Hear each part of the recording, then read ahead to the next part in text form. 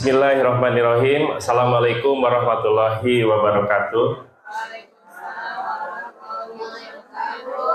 Alhamdulillahirabbil alamin. Puji dan syukur selalu kita panjatkan kehadirat Allah Subhanahu wa taala. Shalawat beserta salam semoga selalu tercurah kepada junjungan kita Nabi besar Muhammad sallallahu alaihi wasallam. Yang terhormat Bapak Kepala SMA Negeri 3 Cibinong, yang terhormat Bapak Pengawas Pembina Pak Abdul Syukur, yang terhormat Bapak Ibu Wakil Kepala Sekolah, Bapak Ibu Guru SMA Negeri 3 Cibinong yang berbahagia. Alhamdulillahirabbil alamin, pada siang hari ini tanggal 28 Juli 2023 saya diberikan kesempatan untuk memaparkan satu materi mengenai budaya positif. Tidak lupa saya juga mohon izin kepada Bapak dan Ibu dari guru penggerak yang sudah menyelesaikan pendidikannya, pada Bu Haja Ina, Mem Winda, Pak Andika, dan juga sebentar lagi ada Pak Ian dan teman-teman yang lainnya juga semoga bisa mengikuti kegiatan CGP ini. Seperti ada surat himbauan dari KCD wilayah 1, kalau tidak salah kemarin saya baca suratnya. Bapak Ibu yang saya hormati, saya mohon izin pada siang hari ini, mungkin selama 60 menit, akan sharing mengenai budaya positif ya Bapak dan Ibu. Mungkin nanti ada juga sesi tanya jawab mungkin ya. Apabila yang ditanyakan dipersilahkan untuk kita diskusikan di sini. Karena budaya positif ini adalah tanggung jawab kita semuanya, bukan hanya tanggung jawab 1-2 orang guru atau hanya tanggung jawab kepala sekolah atau wakil kepala sekolahnya saja atau CGP saja atau guru penggerak saja gitu. Tapi ini adalah sebagai tanggung jawab kita semuanya selaku insan pendidik. Dimulai dengan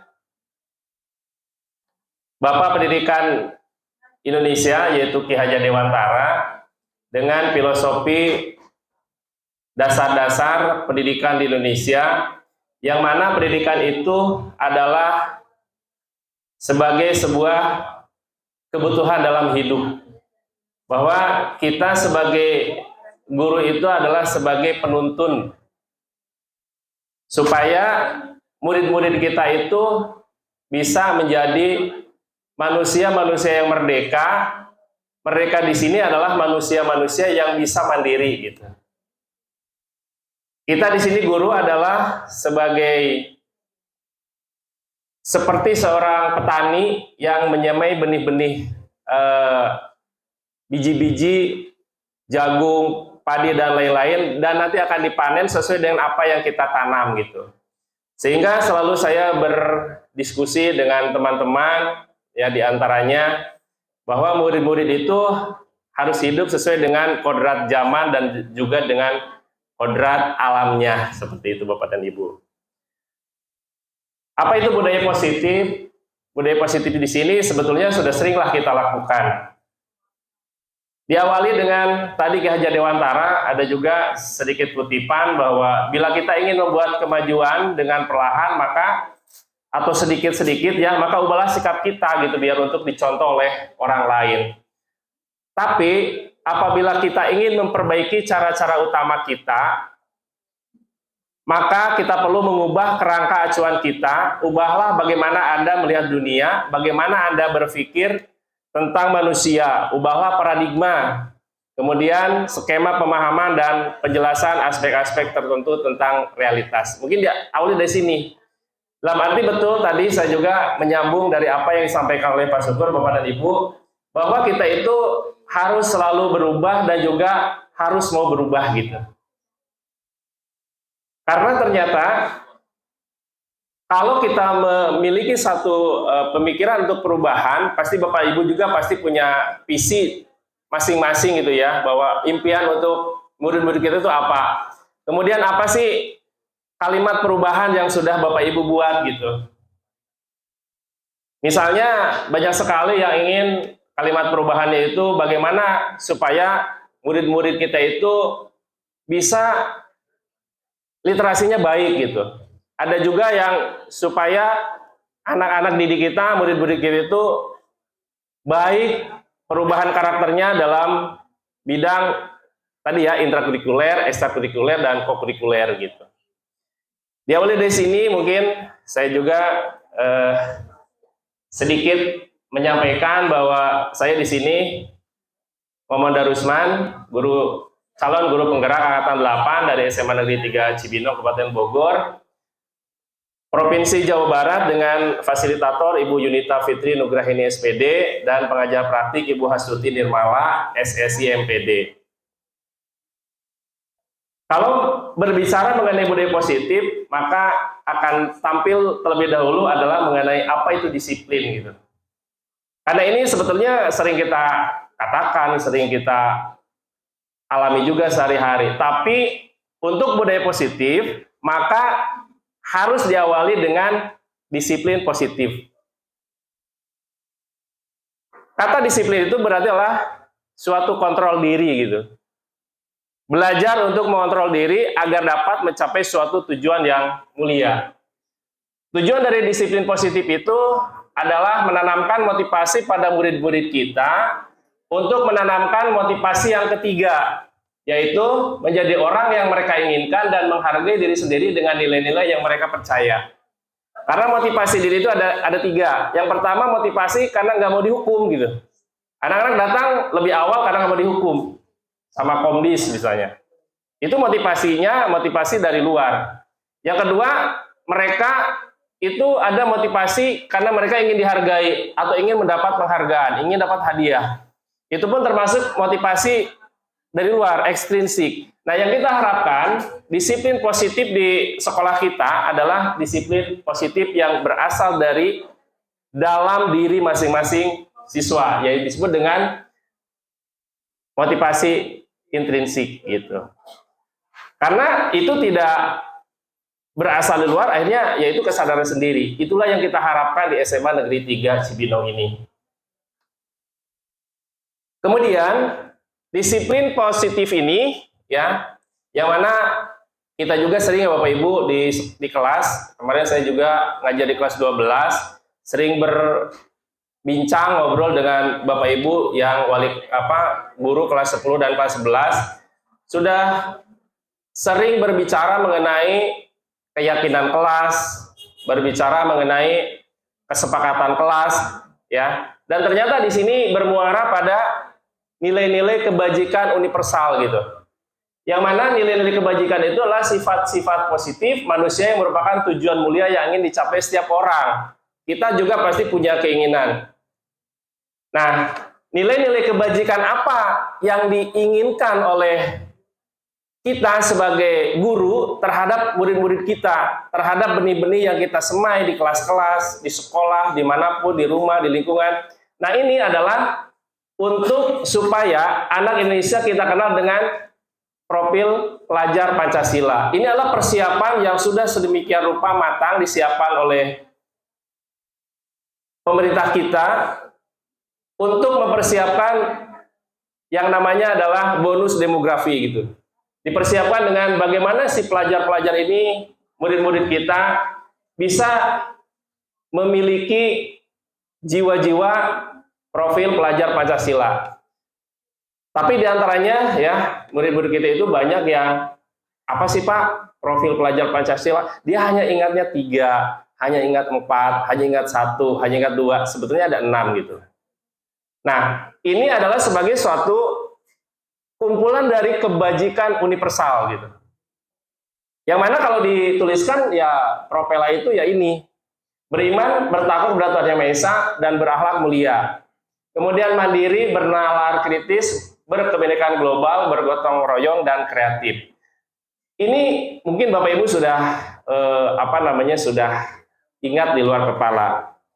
Tetapi ada juga ya 9 pilar karakter, dan ini sebetulnya banyak ya Bapak dan Ibu Mungkin Bu Haja Ina, Membida, Pak Andika sudah kenal banget. Ada beberapa kebajikan universal. Nah, ini juga sama ya, ini dari Indonesia Heritage Foundation.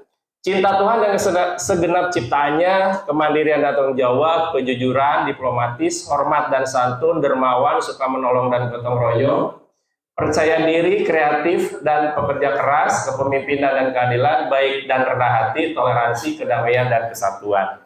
Itu adalah 9 pilar karakter yang dikerucutkan lagi menjadi profil pelajar Pancasila gitu. Dan ini merupakan sebuah cita-cita besar dari Ki Hajar Dewantara untuk murid-muridnya, yaitu untuk anak-anak didik kita gitu. Baik Bapak dan Ibu, kemudian setelah kita mengenal Propela, kemudian kebajikan universal, nah ini Bapak dan Ibu, kita setiap hari bersentuhan dengan ini gitu. Dengan yang namanya murid. Bagaimana kita bersikap terhadap murid? Nah, mulai sekarang mungkin kita mulai bagaimana budaya positif ini bisa tumbuh, bisa berkembang di SMA Negeri 3 Cibinong ini. Yaitu dengan disiplin yang positif. Seperti apa yang sehari-hari kita lakukan? Nah, mungkin saya sendiri pun mungkin sering gitu ya, pada saat ditanya oleh fasilitator, oleh PP, kalau Bapak di sekolah seperti apa apabila ada anak yang melanggar gitu ya? Diberi hukuman, Pak. Oh, ternyata dalam memberikan satu sikap terhadap anak itu ada yang disebut dengan hukuman, Bapak Ibu. Hukuman itu bisa bentuknya fisik ya. Misalnya kalau zaman dulu mungkin fisik udah hal yang lumrah gitu. Kemudian bisa juga dalam bentuk verbal gitu ya, domelin gitu ya. Kamu itu gimana sih? Kenapa? Tapi kita tidak tahu mereka itu melanggarnya karena apa gitu. Nah, hukuman di sini biasanya tidak terencana. Secara tiba-tiba kita ketemu dengan anak melakukan pelanggaran, kita langsung kasih hukuman. Kita omelin dia. Bahkan kita beri hukuman fisik. Dan itu satu arah, hanya kita saja gitu ya, satu arah. Anak tidak diberi kesempatan oleh kita untuk memberikan suatu alasan kenapa dia seperti itu. Kemudian murid hanya menerima suatu hukuman tanpa melalui suatu kesepakatan. Dalam arti dia dihukum saja gitu, dia tidak tahu setelah itu dia harus ngapain, setelah itu dia harus diapain gitu ya, kita tidak tahu. Dan dia juga tidak tahu. Dan pengarahan yang dari pihak guru baik sebelum dan sesudah dia mendapatkan hukuman gitu. Itu yang pertama. Kemudian contohnya apa? Nah, contohnya seperti tadi ya. Mungkin suatu waktu kita ketemu dengan anak di jalan. Anak itu bawa motor sambil merokok gitu ya. Secara spontan kita sebagai guru langsung memberhentikan dia karena misalnya dia menggunakan seragam SMA. Langsung kita suruh turun, kita omeli. Kita marahi, kenapa kamu merokok? Malu-maluin aja SMA Negeri 3 Cibinong. Ya, itu seperti itu. Kemudian dihukum. Turun. Setelah itu mungkin disuruh push up atau apa. Nah, itu hukuman untuk fisik. Dimarah-marahin adalah dalam bentuk verbal. Nah, kemudian ada juga di sini namanya konsekuensi. Artinya hukuman karena dia sendiri yang sebetulnya sudah tahu, tetapi dia melakukannya gitu, itu konsekuensi. Misalnya ada anak datang ke sekolah pada saat ujian, si anak itu kesiangan. Ya, konsekuensinya apa? Konsekuensinya Pak anak sedang ujian, maka dia ujian dengan waktu tersisa yang dia punya gitu. Itu namanya konsekuensi. Gitu. Jadi ada perbedaan di situ ya. Ada secara spontan, ada juga yang karena sebetulnya sudah ada aturannya terjadi, maka konsekuensi itu harus diterima oleh si murid itu.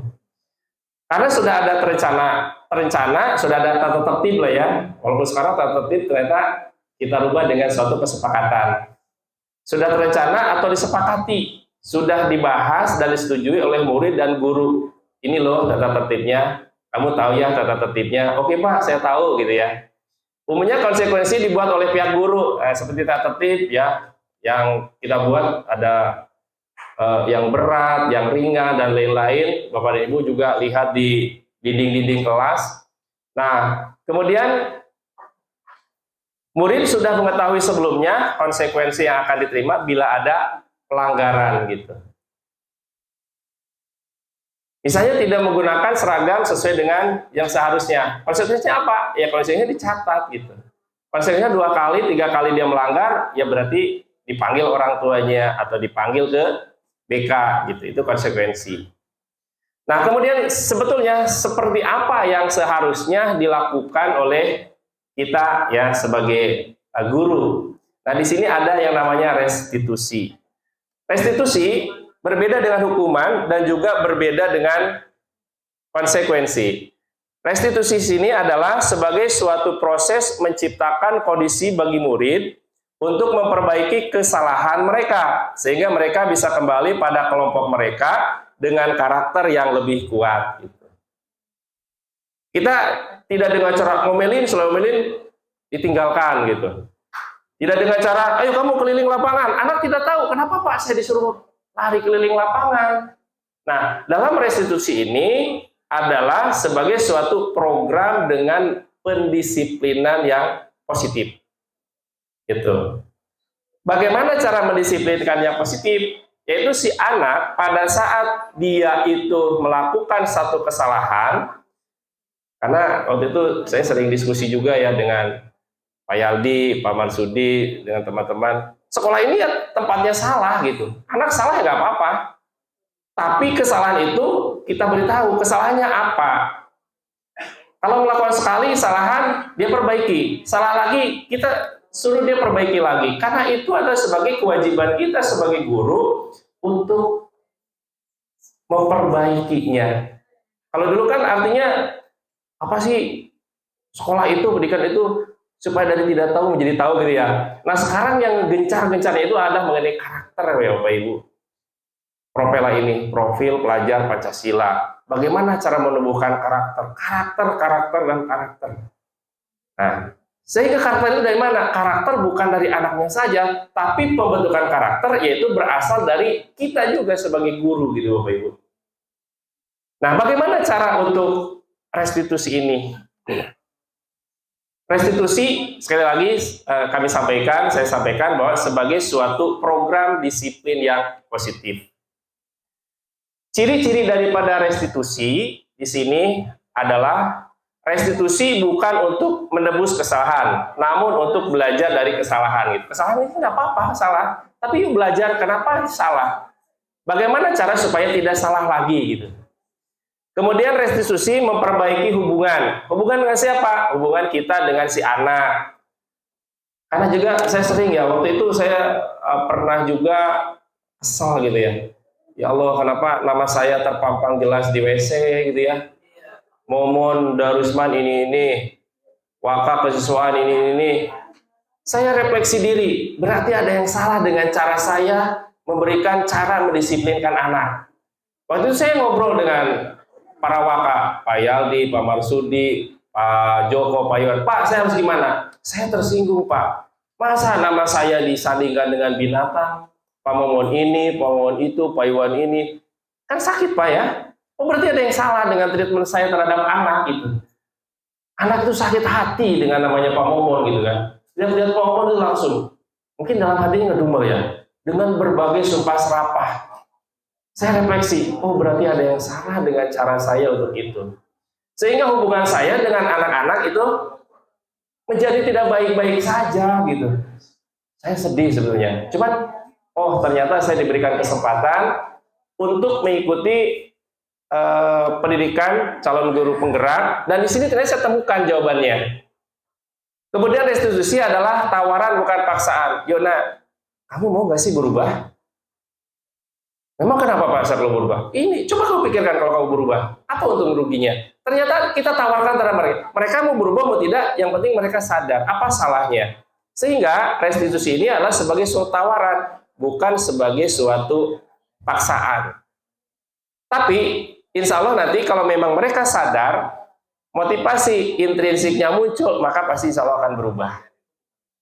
Kemudian restitusi menuntun untuk melihat ke dalam diri, menuntun, ayo menuntun gitu ya, kayak kita nuntun anak-anak kita, anak kecil, yuk dituntun supaya mereka tuh apa? Supaya mereka tidak jalannya ngawur gitu, tapi yuk ikut jalan yang menurut kita benar, karena kan kita tahu jalan yang benar yang mana. Kalau anak kecil ada motor jalan tengah jalan nyelonong aja gitu, ya, sehingga banyak terjadi kecelakaan karena anak kecil tidak dipantau oleh orang tuanya. Yang salah siapa? Bukan anak kecilnya, karena anak kecil nggak pernah punya rasa takut gitu ya. Sehingga anak kecil tuh bahagia, selalu tersenyum dan lain-lain gitu ya. Karena mereka merasa tidak ada beban dalam hidupnya gitu. Dan tadi juga saya sangat tertarik dengan Pak Syukur bahwa kalau Pak Syukur itu mengikuti satu pertemuan dengan Kak Seto, 2 jam berbicara mengenai cinta, maka akan betah gitu. Nah, sehingga menuntun di sini adalah harus dengan cinta gitu ya. Dengan cinta, dengan kasih sayang. Makanya ada yang namanya kebajikan universal, yuk kita lakukan di situ. Nah, seperti itu mungkin yang tadi disampaikan. Jadi ini ciri-ciri restitusi Bapak dan Ibu, bahwa restitusi ini adalah suatu cara untuk kita melakukan bagaimana disiplin positif yang nanti menjadi sebuah budaya positif di SMA Negeri 3 Cibinong khususnya. Nah, Bapak dan Ibu, ini yang sangat menarik sekali ya, keyakinan sekolah atau keyakinan kelas yang nanti akan dipaparkan lebih dalam sekali oleh Meminda, Proina, Pak Andika. Karena kemarin saya itu 2 minggu Bapak Ibu ketemu dengan anak-anak, saya perhatikan dan saya tanya, ayo kelas ini sudah membuat keyakinan kelas? Sudah Pak. Bagaimana cara membuat suatu keyakinan itu nak? Gurunya masuk, ayo anak-anak, apa keyakinan kelas kita? Ini tulis gitu ya. Anak-anak tulis saja. Ada berapa poin? Ada yang 1 poin, ada yang 3 poin, ada yang 5 nomor gitu ya. Dan mereka, saya tanya, kamu prosedurnya seperti apa? Pokoknya guru masuk, ditanya, tulis, udah Pak, itu keyakinan kelas kita. Oh seperti itu. Nah ternyata Bapak Ibu, Roina, Meminda, Pak Andika, dan teman-teman semuanya, ini ternyata harus ada prosedur untuk membuat suatu keyakinan kelas dan keyakinan sekolah nanti ujungnya. Seperti apa? Ternyata ada minimal 5 tahapan dalam membuat sebuah keyakinan kelas atau keyakinan sekolah. Yang pertama, apa sih impian daripada kelas itu? Tanyakan dulu, apa sih yang kamu inginkan dari kelas kita, nak? Kelas kita pengen aman, Pak. Oke, apalagi? Nyaman, oke, tulis sama kita.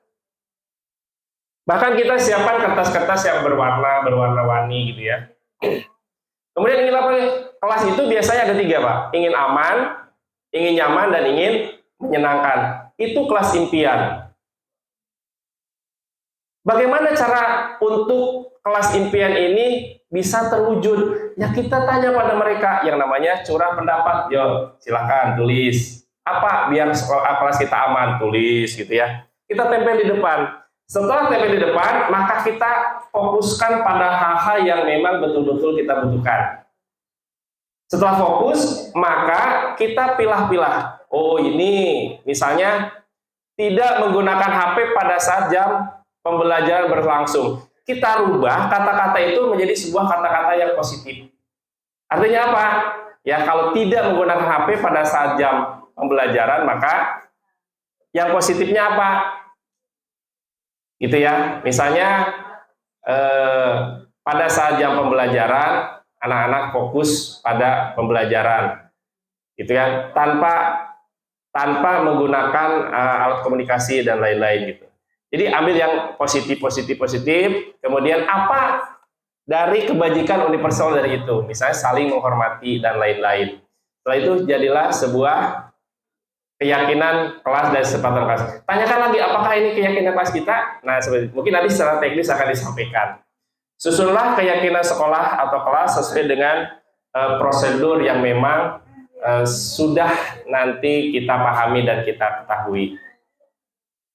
Itu keyakinan sekolah atau keyakinan kelas dulu ya, dan nanti insya Allah ini keyakinan kelas ini akan saya kumpulkan dan akan menjadi sebuah keyakinan sekolah yang akan menjadi karya gitu ya, karya dari saya atau dari SMA Negeri 3 pada saat panen karya nanti. Semoga lancar ya Bapak Ibu sampai selesai pelatihan pendidikan CGP ini yang sangat luar biasa.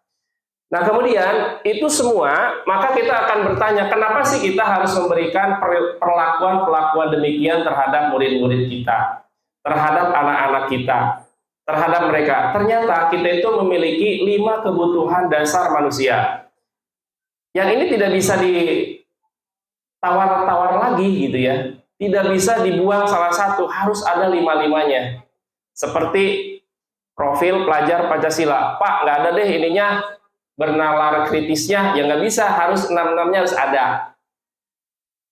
Ini pun sama, 5 kebutuhan dasar manusia. Yang pertama, ya kita ambil, saya ambil dari yang tengah dulu gitu ya, bertahan hidup. Semua kita berada di sini terus terang aja untuk bertahan hidup gitu. Bertahan hidup itu ya supaya bisa melanjutkan hidup di hari esok, tahun depan dan sebagainya, lebih bahagia, menyenangkan dan juga bisa berguna bagi sesama. Itu bertahan hidup.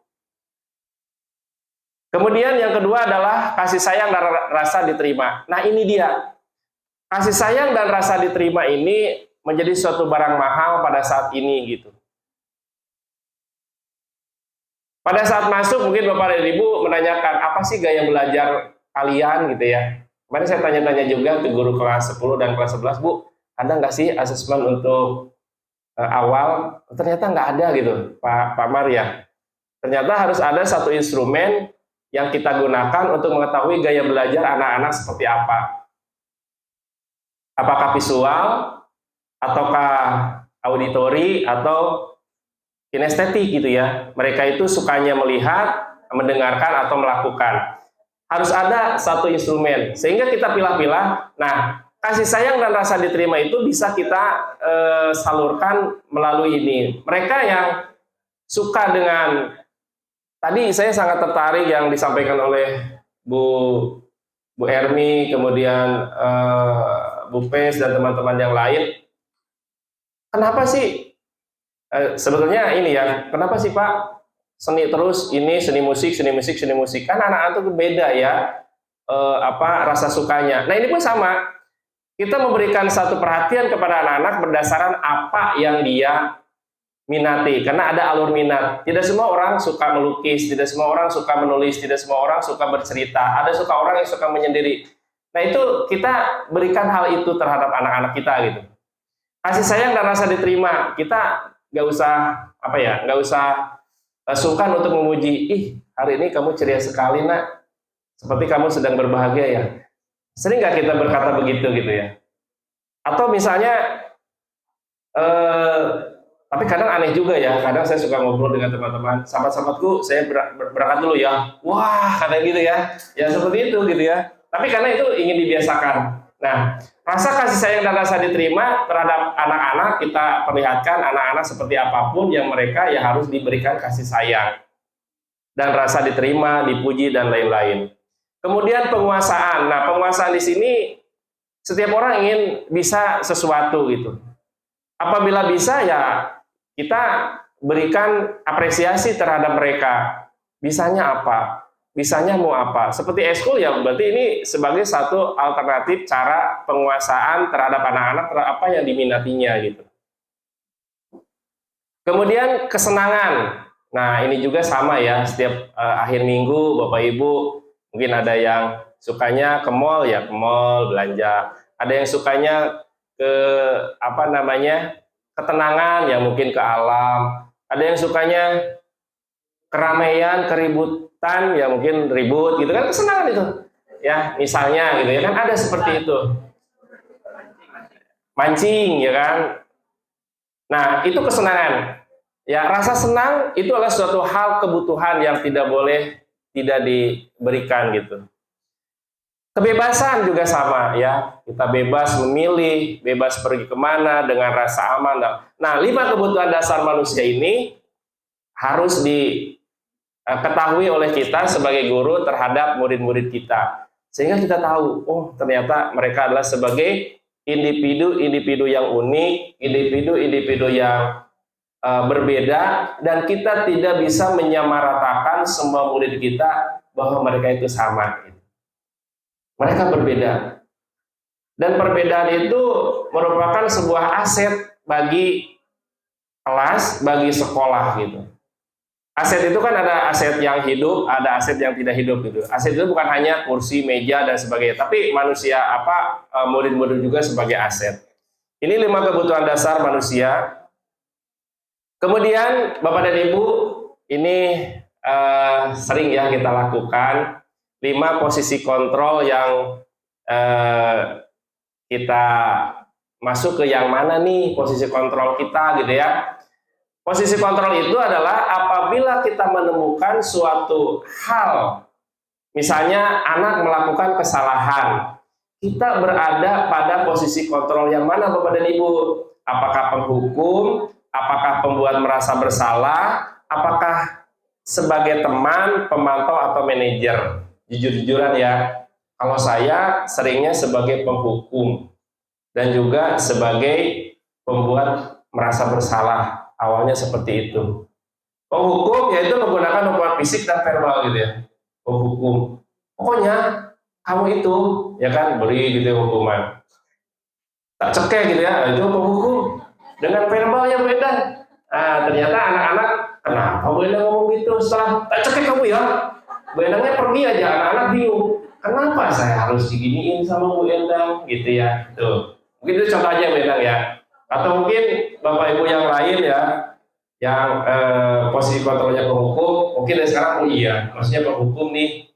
Atau kata-kata penghukum itu biasanya adalah, kamu tahu nggak sih, kamu itu datang terlambat, kamu tidak tahu tata tertib di sini. Anak kita langsung judge bahwa mereka itu salah gitu ya. Kamu itu sekarang dicatat nih sama saya. Kamu itu 3 kali atau 2 kali lagi melakukan kesalahan, bapak mau nanti dipanggil di sini. Itu anak bingung, aduh gimana ya? Anak langsung merasa rendah diri, merasa bersalah dan lain-lain. Itu posisi kontrol penghukum. Kemudian yang kedua, posisi kontrol pembuat merasa bersalah. Ya, apa? Posisi ini membuat anak merasa bersalah gitu ya. Aduh, nah kamu itu datangnya kesiangan, bikin malu bapak aja. Bisa nggak sih datang lebih pagi ya? Nah, kadang suka gitu ya kita. Itu merasa, anak itu merasa, oh ya Allah, saya kesiangan bikin Pak Jasep malu ini. Akhirnya anak itu merasa bersalah karena anak yang menyalahkannya itu membuat dia merasa salah saya itu Pak Jasep. Contohnya ya, Pak Jasep merasa malu gitu. Itu pembuat merasa bersalah. Ada kata-kata lain juga yang sering kita ucapkan sebagai pembuat rasa bersalah. Kemudian yang ketiga adalah posisi kontrol sebagai teman. Nah, ini mungkin sering juga ya kita lakukan. Gitu ya. Ayolah nah, kerjakan tugasnya lah. Ya, demi Bapak lah ya. Biar Bapak juga nilainya masuk, Bapak juga tenang nih, kamu nilainya sudah selesai. Itu sebagai teman, ya. Jadi si anak itu merasa, oh iya, saya itu tidak dimarahi, tapi diajak berbicara seperti teman. Tapi kalau memang nanti si anak itu diperlakukan demikian sama kita yang memperlakukan kontrol teman, guru yang tidak memperlakukan itu maka akan dia jauhi gitu. Nggak enakan sama Bu Bella ya, misalnya kesalahan juga hanya diingatkan saja, tidak dimarah-marahin. Kemudian pemantau, ya pemantau itu sebagai pengawas gitu ya, mengawasi. Kamu itu nggak ngerjain tugas ya tadi, ya tadi kamu kerjain tugasnya sekarang.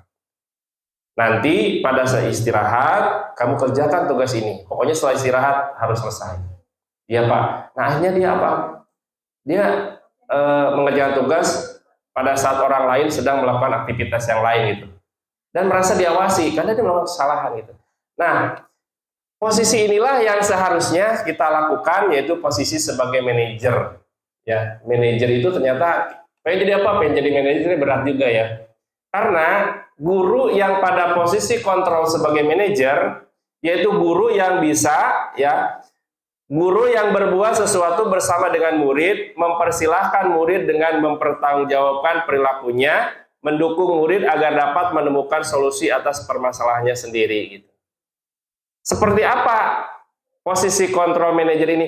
Ini adalah posisi yang sudah melalui 4 tahapan sebelumnya. Gitu. Nggak mungkin langsung ke posisi manajer kalau tidak melalui tahapan penghukum, membuat merasa bersalah, teman, dan pemantau. Pasti melalui dulu itu.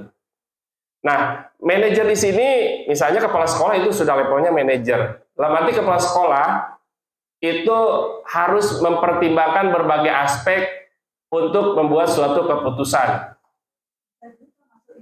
Bapak dan Ibu wakil kepala sekolah juga sama, yang levelnya sudah grade-nya hampir sama dengan kepala sekolah. Nah, kita di sini sebagai guru pun harus belajar bagaimana posisi kontrol sebagai manajer Bapak dan Ibu.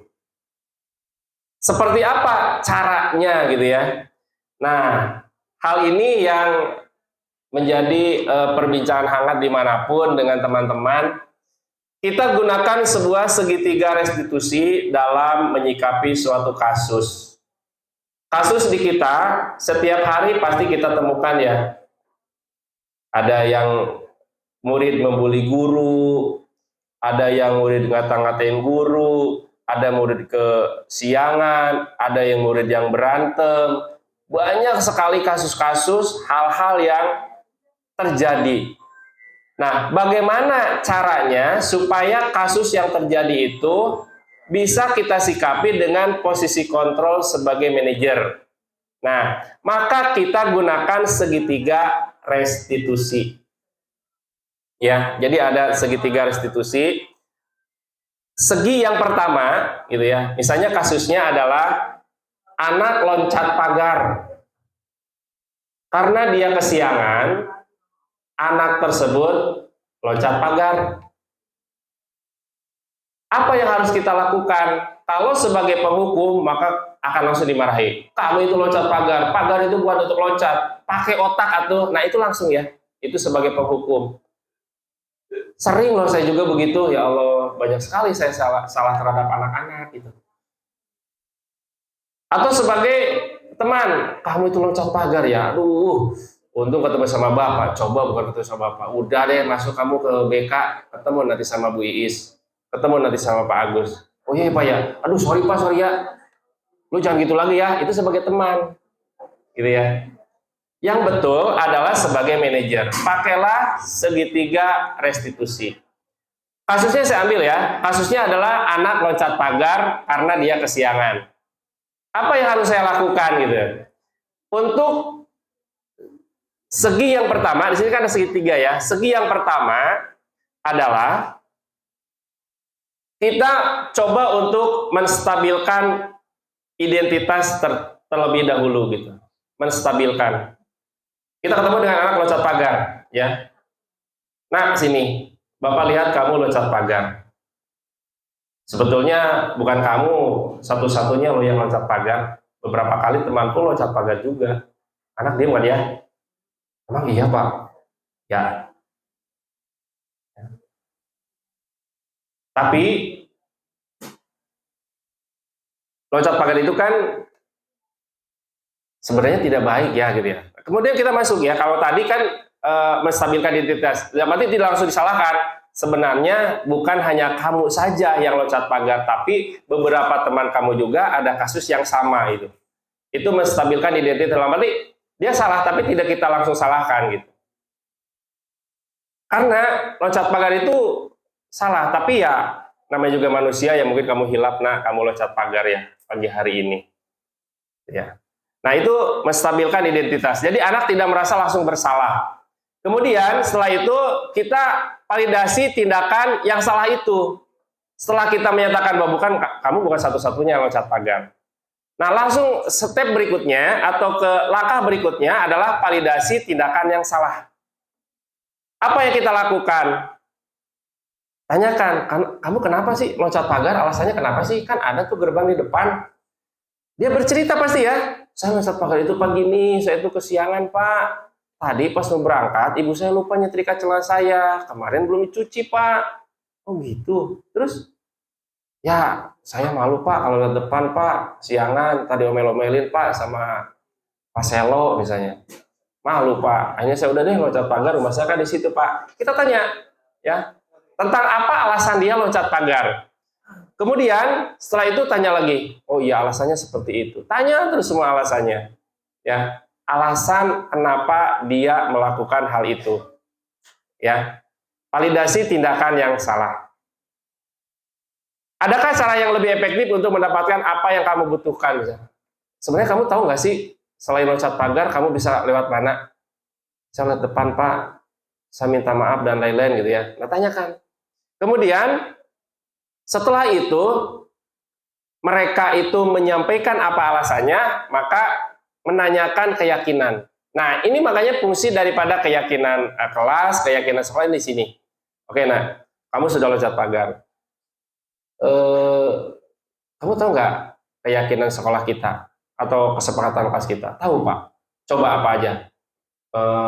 Harus hadir di sekolah 15 menit sebelum bel, Pak. Apalagi? Kemudian harus mengikuti pelajaran tepat waktu, Pak. Terus kita gali apa yang mereka yakini dan mereka tahu. Yaitu namanya menanyakan keyakinan. Setelah dia tahu, kita tanyakan, kalau kamu tahu keyakinan itu, maka apa yang harus kamu lakukan? Nah, oh iya Pak, saya besok gak akan loncat pagar lagi. Saya akan datang lebih awal dan juga saya akan merubah sikap saya. Nah, segitiga restitusi itulah yang tadi seharusnya kita lakukan di sekolah gitu. Itu contoh sederhana karena kami juga sebagai tugas untuk segitiga restitusi seperti itu ya. Jadi setelah itu semua, maka dengan segitiga restitusi kita sebagai manajer, si anak yang melakukan kesalahan tahu kesalahannya, si anak yang melakukan kesalahan itu juga tahu apa keyakinan dan juga kesepakatan kelasnya, dia berkomitmen berubah, maka akan muncul keyakinan-keyakinan universal dari dalam dirinya yang disebut dengan keyakinan intrinsik.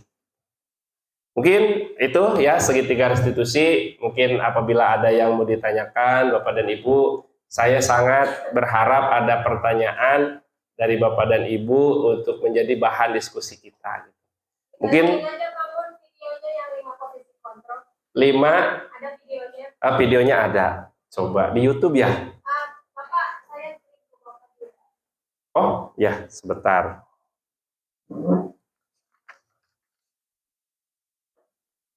Biar tahu kelakuan kekerasan siswa yang mana yang benar, mana yang salah.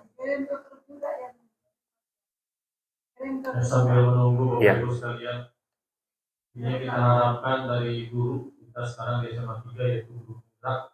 Mudah-mudahan ini ilmu-ilmu yang didapatkan itu kita bisa laksanakan di kelas. Jadi tidak ada lagi yang kolonial gitu. Ya betul Pak. Jadi nggak boleh lagi kita kolonial, nggak boleh kita ada ilmunya tuh, ada sumbernya dan sebagainya. Ini sudah dipaparkan nanti lebih lagi oleh guru. Kalau boleh saya tanya, Pak Momon, kalau untuk kesepakatan sekolah nanti gimana caranya kita mau mewujudkannya? Ya. Sambil menunggu. Untuk kesepakatan kelas itu kan awal ya Pak ya, dari setiap kelas bahkan dari setiap mata pelajaran membuat suatu kesepakatan. Nah kesepakatan tersebut sebetulnya cukup kesepakatan kelas aja Pak, tapi apabila ada kesepakatan beserta dengan guru mata pelajaran, itu pun akan lebih baik lagi memperkaya perbendaharaan kesepakatan tersebut. Nah setelah itu, boleh Pak, nah setelah itu maka kesepakatan kelas tersebut nanti akan dikerucutkan mana nih poin-poin yang paling banyak muncul, nanti akan menjadi sebuah kesepakatan sekolah, sehingga semua siswa akan tahu apa yang harus dia lakukan, apa yang harus dia tidak lakukan gitu Pak. Kalau dimasukkan ke dalam MPK itu bisa nggak Pak? Nah, kemarin saya sudah bicara dengan anak-anak, MPK itu kan sebagai wakil. Setiap anggota MPK setiap kelas harus tahu menguasai kesepakatan kelasnya. Nanti kesepakatan kelas itu menjadi bahan yang akan dibawa ke dalam sebuah pleno rapat ya di dalam MPK, dan nanti akan digodok semuanya di situ apa yang diyakini oleh semuanya, sehingga nanti akan menjadi sebuah keyakinan sekolah, Pak. Gitu. Ya, Bu. Silakan, Ibu. Ibu ya, ini bagus sih buat yang tadi dari Bapak. Kesepakatan kelas itu mohonlah nanti seluruh guru mapel bisa mengakses data ini, sehingga meskipun nanti ada guru mapel dengan siswanya, sebaiknya kan mulai dari dulu. Oh, saya masuk kelas ini, apa sih kesepakatannya? Kan beda-beda kelas. Ini mohon masukan buat saya, mudah-mudahan. Terus yang kedua tadi ada mengenai segitiga restitusi. Nah, misalnya anak melakukan kesalahan, kita sering mendengarkan dulu apa sih? Tadi kan diceritakan mendengarkan kan sebagai. Terus nanti beberapa bulan lagi melakukan kesalahan lagi, itu gimana tindakan? Besoknya Bu, nanti ada lagi gitu. Ya Pak, saya nanti minta maaf Pak. Lakukan lagi.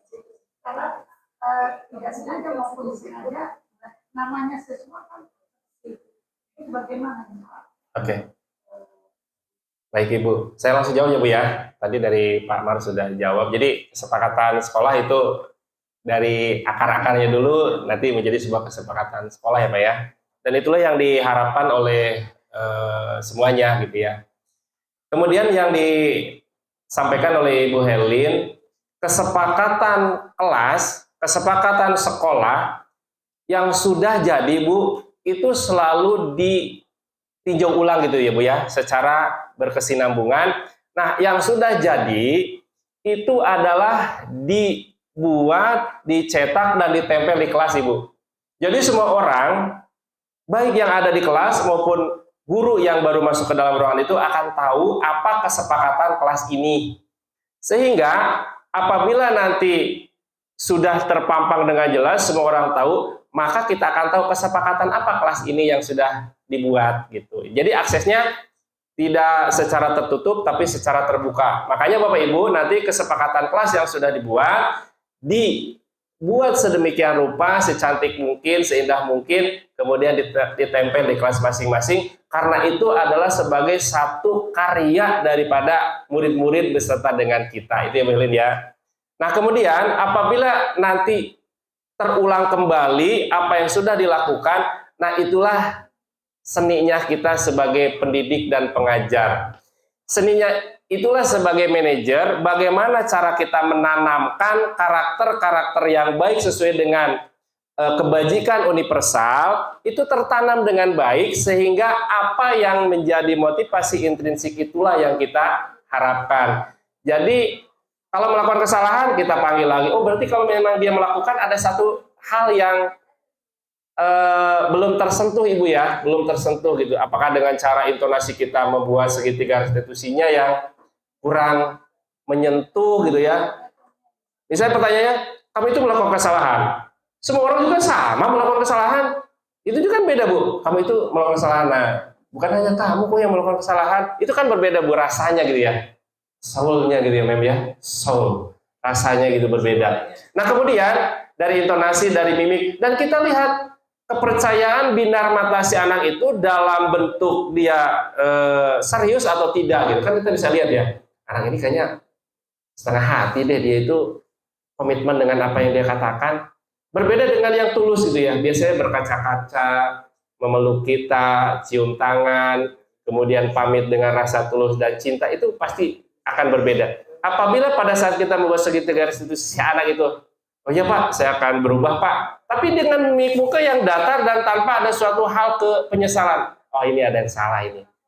Bisa dilihat di intonasi, bisa dilihat dari pada saat kita melakukan restitusi itu kan Bu, kita restitusi nih. Kita cari tempat yang memang benar-benar kondusif. Kita melakukan restitusi pada saat di keramaian, di ruang guru. Wah, lagi ramai gitu ya, lagi makan, wah, dan sebagainya. Anak dipanggil sebagai tamu. Kamu tuh nggak? Anak itu fokusnya, yang kuping sini dengarin guru yang sedang ngobrol, yang kuping sini dengan ini, matanya lihat ke kita. Masuk nggak? Enggak kayaknya gitu. Jadi kita lihat, cari tempat yang kondusif, yang memang benar-benar nyaman dan juga memungkinkan, sehingga ruang BK itu harus luas, Pak. Harus luas, harus nyaman, harus apalagi bagus, harus banyak apa ya, istilah kata hal-hal yang masuk situ tuh enak banget ya, wangi, kayak masuk Bank BJB ya Pak. Tadinya nggak mau minjem jadi mau minjem gitu loh. Saya nggak ngomong itu ya, saya dulu, saya gitu ya. Ngomong apa? Bu Helin mohon maaf seperti itu ya Bu, terima kasih. Maka Pak Yandi. Oh, sok. Ini contoh guru kolonial coba. Pak Mahfud itu verbal itu. Ya, terima kasih. Ya, Bapak Ibu mohon maaf. Assalamualaikum warahmatullahi wabarakatuh. Waalaikumsalam. Saya senang Pak. Tadi ada penjelasan dari Pak Momon. Saya rasa inilah guru yang perlu kita teladani. Karena sudah melakukan semacam satu kegiatan pelatihan, kemudian didiskriminasi kita, dilakukan kita dijelaskan kepada kita. Dan ini sesuatu yang menurut saya sangat berharga sekali untuk kita. Pertama deh. Kita tahu bahwa yang disampaikan itu sebetulnya memang pernah dipraktekkan oleh kita juga. Memang teori baru disampaikan oleh pengomong seperti itu, atau juga sudah lupa ini. Jika tadi sekaligus diberikan penegasan,